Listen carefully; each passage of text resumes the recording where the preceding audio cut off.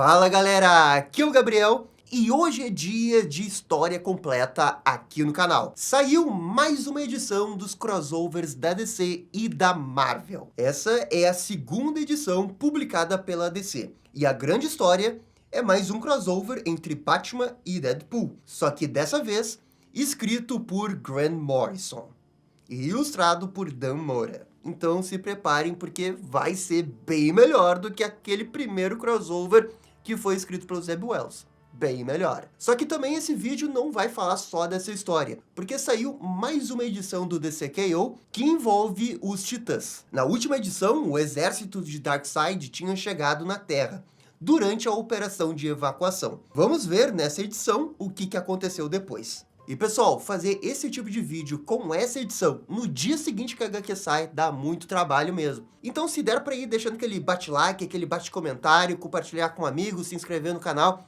isso daqui ajuda demais. Beleza, gente? Roda a abertura e vamos lá!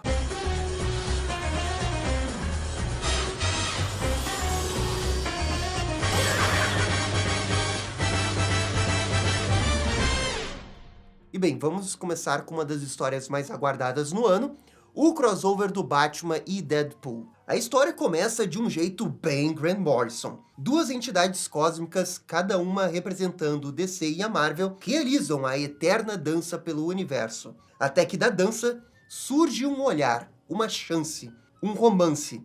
E as duas entidades se beijam. E apenas lembrando que essas duas entidades já tinham aparecido antes num crossover da Liga da Justiça com os Vingadores. Não é exatamente um conceito novo. Lá no outro crossover era tudo muito comportado, era uma dança, sabe? Era uma coisa elegante. Só que aqui a gente tá falando de Batman e Deadpool. O resultado desse crossover é uma pegação ferrenha entre as entidades.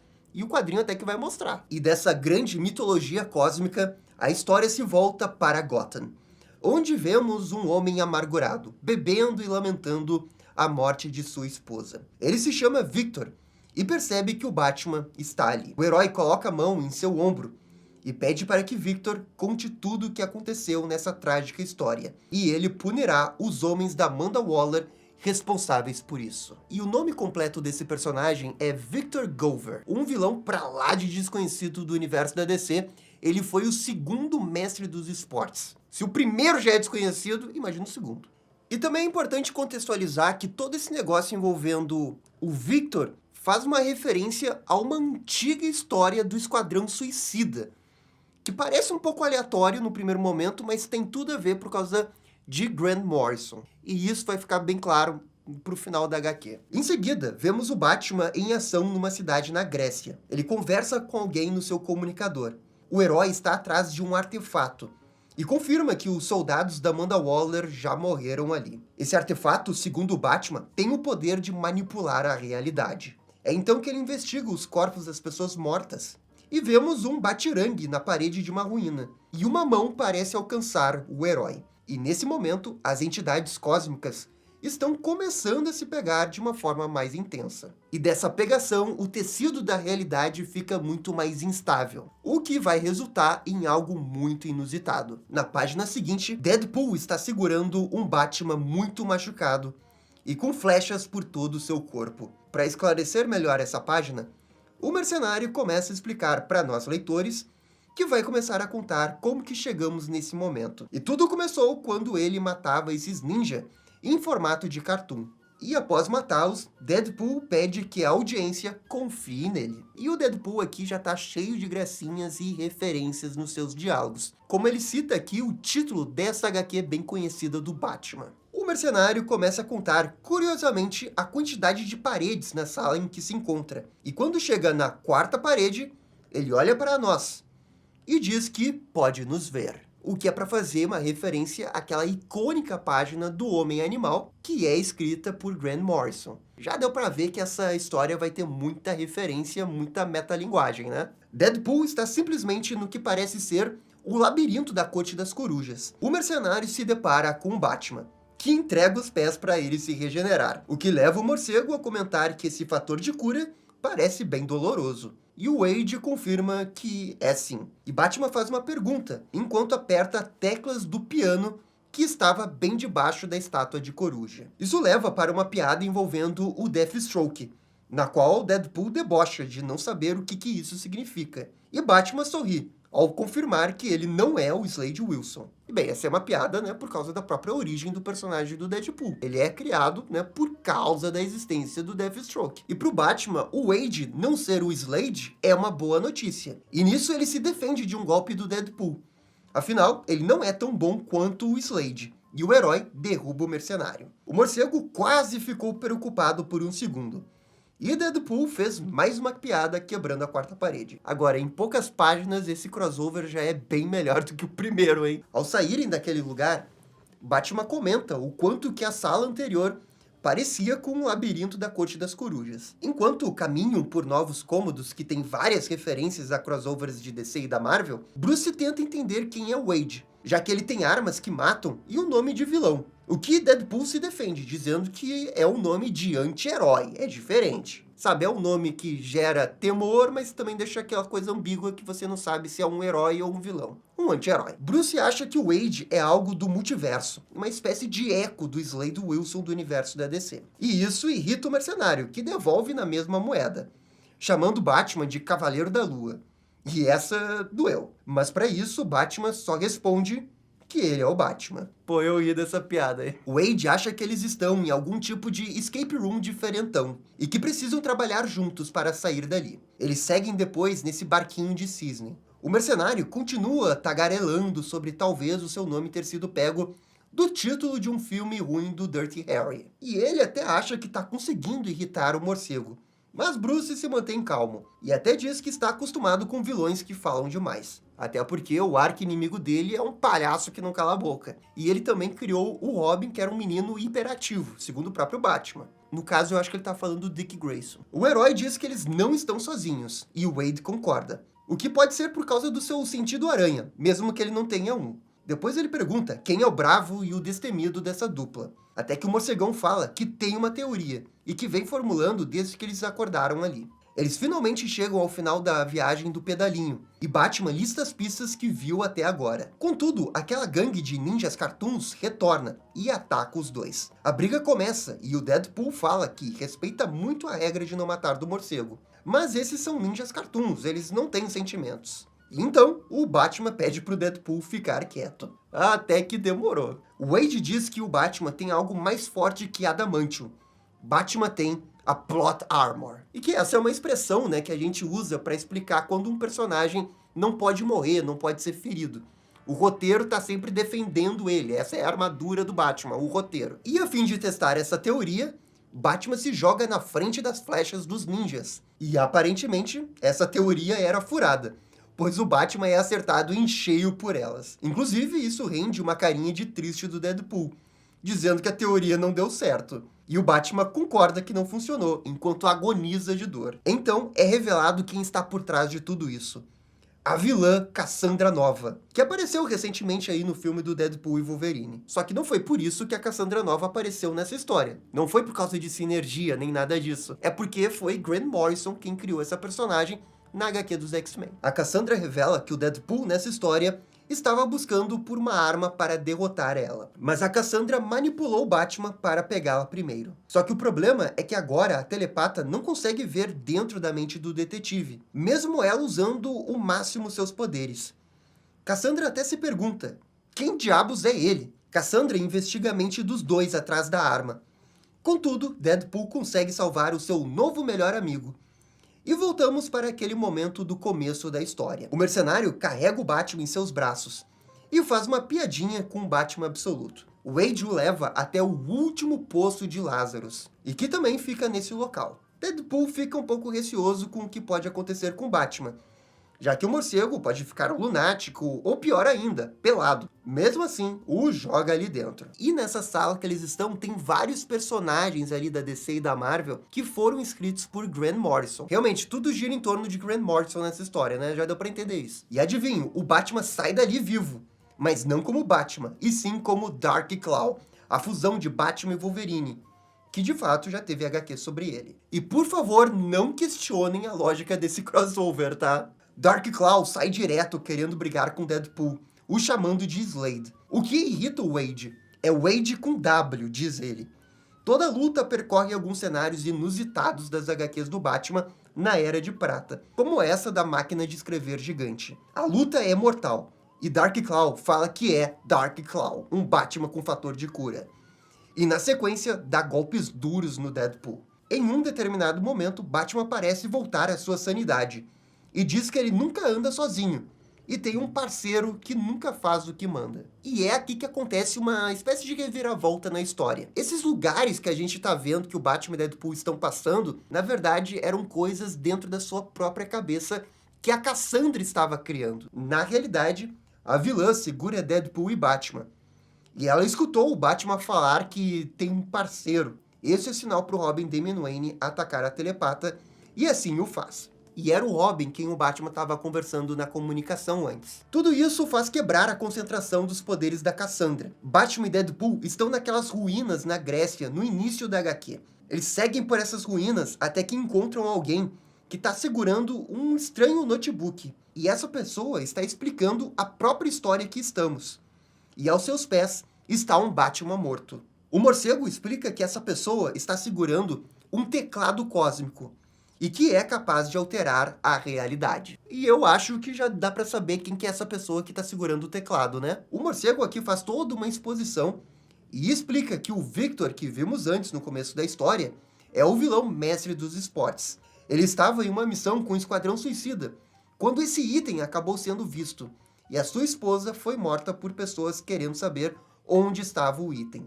Grant Morrison, da história, entende perfeitamente o que o Batman está insinuando, e diz que irá cuidar do resto. Grant Morrison ainda fala que o Batman morto aos seus pés é o Batman da Terra 7642. Realmente tá tudo maluco aqui, mas tá bem legal. Batman fala que esse notebook não pode cair nas mãos da Cassandra. E Grant garante que não vai, porque o aparelho só responde ao seu toque. Mas que talvez fosse necessário um pequeno plot twist para esse final de HQ. Subitamente, ao dizer isso, surge Cassandra Nova, que usa seus poderes para invadir a mente de Grant Morrison. E desse jeito, ela pode supostamente burlar a regra do teclado cósmico, porque ainda vai ser Grant Morrison quem vai escrever a história, e não ela. Cassandra tenta controlar a mente de Grant e escrever a história em que estão. Contudo, ela vê que não está funcionando. Morrison sorri. A verdade é que a Cassandra não apareceu do nada. Foi Grant Morrison quem escreveu ela estar ali. Toma essa metalinguagem. Cassandra está sem ideias, o que leva uma piada sobre ela estar com um bloqueio narrativo. E em tom de piada, Morrison pergunta se ela quer ver o que é possível quando não se tem mais ideias. E nesse momento na HQ tem um painel que mostra as duas entidades se pegando bem a full. Mas como eu tenho um certo medo do YouTube, eu não vou colocar esse painel aqui, tá? Eu que tô exagerando aqui, nem é tanto assim, mas eu não sei, eu acho que o YouTube poderia implicar, só por isso. Simplesmente, a ideia de Morrison é fazer uma fusão de Batman e Deadpool. E na página seguinte, vemos Cassandra com a cabeça decepada, mas ainda com vida. Wade fala que o seu trabalho está concluído e que até o Batman da Terra 7642 irá ressuscitar. E ele mal pode esperar para contar que teve uma grande aventura com o verdadeiro Batman. O mercenário ainda diz que talvez essa aventura tenha sido mid pro Batman, mas para ele foi demais. E para mim também, foi um crossover muito legal. Só que ainda não terminou, tá? Morrison tenta explicar o que aconteceu na história nos seus termos de roteirista. E o próprio Batman não entende nada desse papo. O Damian chega ali, e Batman sabe que Grant Morrison não pode reescrever o canon, mas quer saber até onde dá para reescrever. E no final, voltamos para aqueles dois deuses que vimos no início da história. Agora já passada a euforia na cama. As duas entidades ainda dão uma nota uma para outra nos celulares cósmicos que cada um tem. Pô, gente, isso daqui é demais, é genial. E agora vamos para a última página que fecha as pontas dessa história, na qual Grant Morrison, de fato, alterou o cânone da DC. Isso porque a esposa dos mestres dos esportes agora estava viva. Victor não sabe explicar como aconteceu, mas está feliz. Batman de longe apenas deseja boas festas. E aqui termina a HQ. E pô, esse crossover realmente foi muito legal. O jeito que Grant Morrison usa a metalinguagem nesse tipo de história ainda se coloca na história que tem tudo a ver com isso, tem tudo a ver com Deadpool, usa as entidades cósmicas para explicar a loucura dessa história. Enfim, eu me diverti pra caramba lendo essa HQ. Os diálogos são muito bons e realmente isso aqui é um crossover bom, tá, seus Zeb Wells? Mas bem, vamos agora para a segunda HQ desse vídeo, que é o tie-in do DCKO, envolvendo os Titãs. A segunda edição dos Titãs começa no bunker dos Titãs em Nova York. Isso é momentos antes de começar os grandes planos de evacuação dos heróis. Roy Harper levanta um ponto sobre o que fazer com os vilões durante essa evacuação do planeta. Ele debate com a Donna sobre todas as opções, como colocá-los na Zona Fantasma. A Estelar pergunta sobre os vilões que ainda não foram capturados, e que terão a vantagem durante todo o caos das evacuações. E para isso, Donna Troy só responde que eles irão tratá-los como sempre trataram, como ameaça. E agora sim, voltamos para o presente. Ravena e Asa Noturna refletem sobre como foi difícil evacuar milhões de pessoas para fora da Terra e levá-los para outros planetas. A Rachel sente a ansiedade de todos ali, mas Asa fala que em breve as coisas irão melhorar. Até porque o anfitrião é muito hospitaleiro. E é aqui que vem a reviravolta, porque na verdade eles não estão na Terra, e sim no reino mágico das gemas. Ou como algumas pessoas também chamam, né, de Gem World. Isso é todo um outro lore da DC que quase nunca é utilizado, mas que existe há bastante tempo. Mas enfim, o Asa Noturna quer que todo mundo seja bem recebido ali. E eles serão. Quem apresenta o reino para eles é a Ametista, a princesa desse planeta e titã honorária, e que ajudou na evacuação. Ela, claro, se importa com o que acontece na Terra, até porque viveu seus primeiros 13 anos lá. Ela também pede para ser chamada de Amy, e eles vão até o castelo. A Ravena pergunta para a princesa se o mais um dela está segura, e Amy garante que sim, nas masmorras. E esse mais um não é revelado nesse momento o que é. Esse convidado vai aparecer no final dessa história. Parece que tá indo tudo bem, até que um guarda aparece e diz que há um problema. Uma garotinha humana aparentemente se perdeu dos seus pais, e os heróis prometem ajudá-la com os poderes da Ravena. Também é dito aqui que os poderes de empatia da heroína estão potencializados por causa das gemas. A Ametista diz que os magos podem ajudar na localização desses pais. Contudo, quando eles entram no castelo, vemos através de um reflexo que essa garotinha não é quem diz ser. E fica esse mistério. Enquanto Dick e Ravena andam pelo castelo lindíssimo da Ametista, a Rachel se pergunta se os outros titãs estão bem, já que estão em missões separadas. E o Dick fala que eles precisam ser fortes, separados. E nesse momento a HQ vai aproveitar para mostrar o que está acontecendo com o restante da equipe. Donna Troy e Roy estão na torre de vigilância, preocupados com a Estelar. A Corey topou com a Vovó Bondade e as Fúrias no espaço.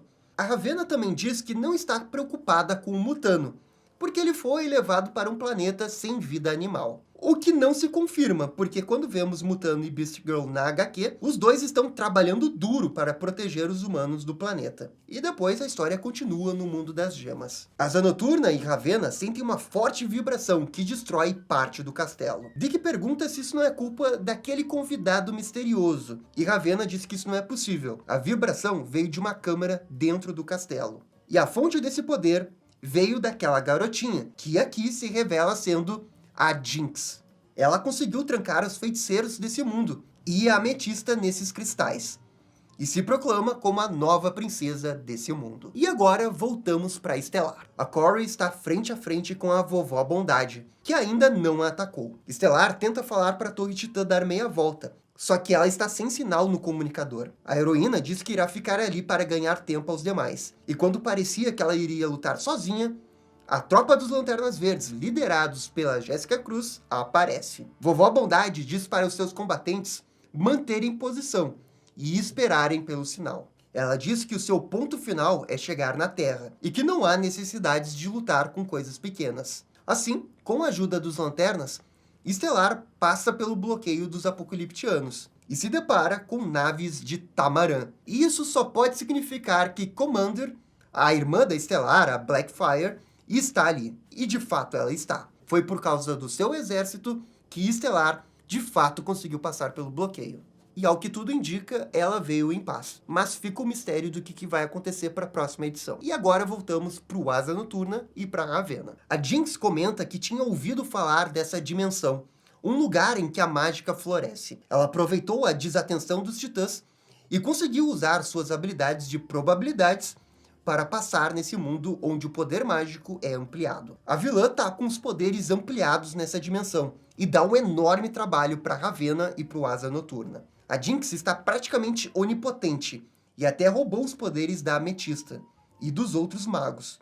Ela, inclusive, consegue criar facilmente 2 monstros dos escombros do castelo. Dick tenta se comunicar com a Dona Troy, mas não tem sinal. E como situações desesperadoras exigem ações desesperadoras, Dick fala que a Ravenna deverá trazer o convidado deles que estava sendo mantido em segredo. A Ravenna, então, vai até o calabouço do castelo e vemos que a tal da convidada é a Terra. Ravenna revela a situação em que estão e liberta Tara de sua prisão.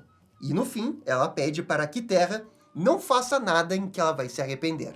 E isso era a última coisa que a Ravenna queria, né? Já que ela nunca se deu muito bem com a Terra. Mas como não tem outra opção, teve que libertá-la. Na última página dessa edição, vemos Cyborg, no torneio Ômega, se preparando para o seu próximo combate. Ele fica se motivando, dizendo que é um titã, e que não tem só amigos, mas um planeta todo contando com ele nesse torneio. No último quadro, vemos ele atravessando uma porta, e falando que ele vai conseguir, ou morrer tentando. E aqui termina essa segunda parte do tie-in dos Titãs no evento DCKO, que eu sinceramente achei bem qualquer coisa. A primeira edição deu a sensação que seria muito importante porque apareceu a Vovó Bondade e o exército do Darkseid no final. E agora ficou com muita cara de filler, sabe? Mas muita cara de filler. Pô, até essa última página que tem o Cyborg não tinha nenhuma necessidade de aparecer, sabe? Mas não é como se a HQ fosse horrorosa. As interações do Asa Noturna com a Ravenna são bem legais, mas enfim, toda a história parece muito descartável, sabe? Mas vamos continuar acompanhando para ver o que acontece nas próximas edições. Bom mesmo foi o crossover do Batman e Deadpool, tá?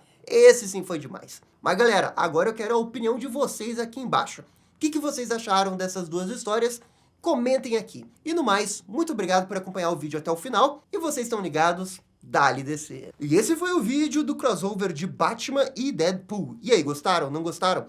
Deixem suas opiniões nos comentários. E se curtiram o vídeo, deixe aquele joinha e inscreva-se no canal para ficar sabendo absolutamente tudo sobre Batman. Obrigado, gente. Até a próxima. Tchau, tchau.